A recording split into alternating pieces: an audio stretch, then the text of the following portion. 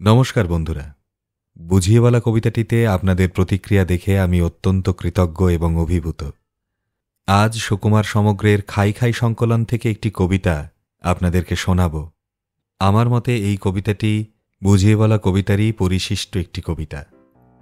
কবিতার নাম অবুঝ। চুপ করে থাক, তর্ক করার বদভ্যাসটি ভালো না, একেবারেই হয় না ওতে বুদ্ধিশক্তির চালনা।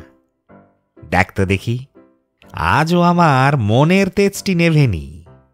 এইবার শোন, বলছি এখন, কি বলছিলেম ভেবেনি। বলছিলাম কি, আমি একটা বই লিখেছি কবিতার, উঁচু রকম পদ্যে লেখা, আগাগোড়া সবই তার। তাইতে আছে 10 মুখে চায় হজম করে দশদর, শ্মশান ঘাটে সম্পানি খায় শশব ব্যস্ত শশধর। এই কথাটার অর্থ যে কি ভাবছে না কেউ মোটেও, বুঝছে না কেউ লাভ হবে কি অর্থ যদি জোটেও। এরই মধ্যে হাই তুলিস যে, পুঁতে ফেলবো এখনই।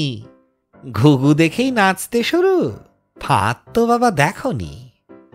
কি বললি তুই? 57 বার শুনেছিস ওই কথাটা?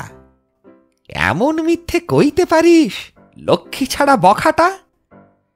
আমার সঙ্গে পাল্লা দিয়ে 7 দিনেই কো পেরোবার হিসেব দেব। বলেছি এই 14 বার কি 13 বার। 57 তুই গুনতে পারিস? মিথ্যাবাদী, শুনে যা। ও শ্যামা দাস, পালাস কেন? রাগ করিনি, শুনে যা। কবিতা পাঠ শুনে মতামত জানাতে ভুলবেন না।